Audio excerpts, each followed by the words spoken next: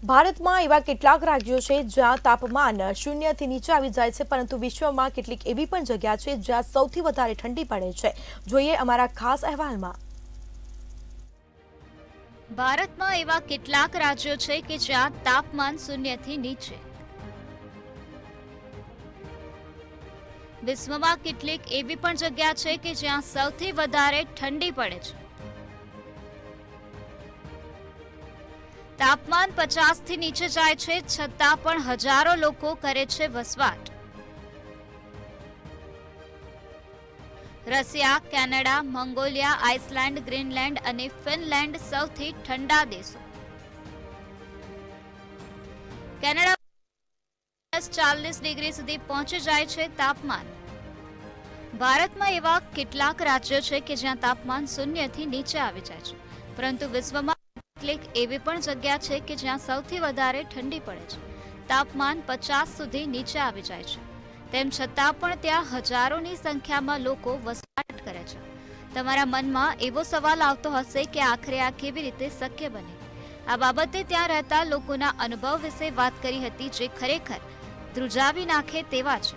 તેમણે જણાવ્યું કે આટલી ઠંડીમાં આ લોકો કઈ રીતે પાણી પીવે છે અને ટોયલેટનો ઉપયોગ કરે છે. સૌથી ઠંડા દેશોની વાત કરીએ તો Russia, Canada, Mongolia, Iceland, Greenland અને ફિનલેન્ડના નામ મોખરે છે. અહીં ઠંડીના દિવસોમાં સામાન્ય તાપમાન 10 ડિગ્રી સેલ્સિયસ રહે છે, પરંતુ કેટલીક વાર આ પારો ગગડીને 30 થી 40 સુધી આવી જાય છે. ગ્રીનલેન્ડ તો ચારેય બાજુથી સમુદ્રને ઘેરાયેલ છે. અહીં ચારેય બાજુ તમને બરફ જ જોવા મળશે.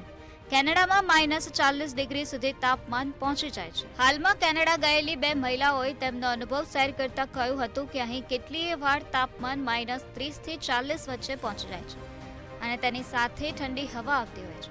આ સાથે મિનિટોમાં ચામડી પણ જામી જાય છે. મહિલા કહે છે કે હું તો ગ્રામીણ વિસ્તારમાં રહેનારી છું અને અહીં બચવા માટે અગ્નિનો ઉપયોગ કરવો પડતો હોય છે.